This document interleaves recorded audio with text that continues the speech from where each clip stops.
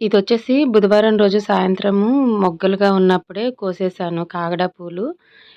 మరుసటి రోజు అంటే గురువారం రోజుకి పూజలోకి అని చెప్పి విడిగా ఒక్కొక్క పువ్వు అలాగా దేవుడి ఫోటోల నిండా పెడతాను. కానీ ఈసారి ఏంటంటే పూలు మాల కట్టి వేద్దామని అనుకున్నాను. నాకు హెల్త్ బాగోలేని దగ్గర నుంచి ఈ మధ్య కాలంలో అయితే నేను వీడియోలో అసలు కనిపించట్లేదు కదా! మళ్ళీ చాలా రోజుల తర్వాత అయితే ఇప్పుడే వీడియోలో కనిపించడము.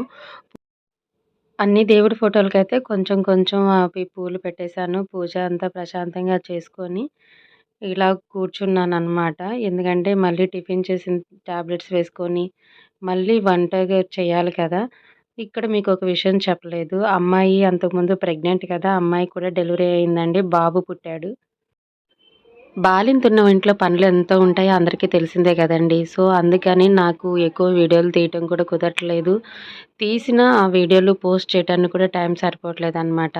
బాబుని చూసుకోవటం కానీ, బాబుకి స్నానం చేయించడం అంటే బాబుకి స్నానం పిన్నే చేయించారు. ఆ పిన్ని అంటే మా పెద్దాడపడుచు. తనే ఎక్కువ చేయించారు. ఒక 4 డేస్ నుంచేమో నేనే చేయిస్తున్నాను. పిన్నికి రావటానికి కుదరలేదనమాట.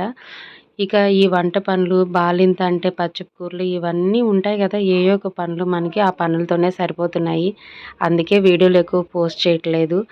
అందులోనూ ఇప్పుడిప్పుడే కొద్దిగా నేను క్యూర్ అవుతున్నాను గదా! సో, అందుకని ఇదేనండి ఈరోజు నా వీడియో. వీడియో నచ్చితే లైక్ అండ్ సబ్స్క్రైబ్.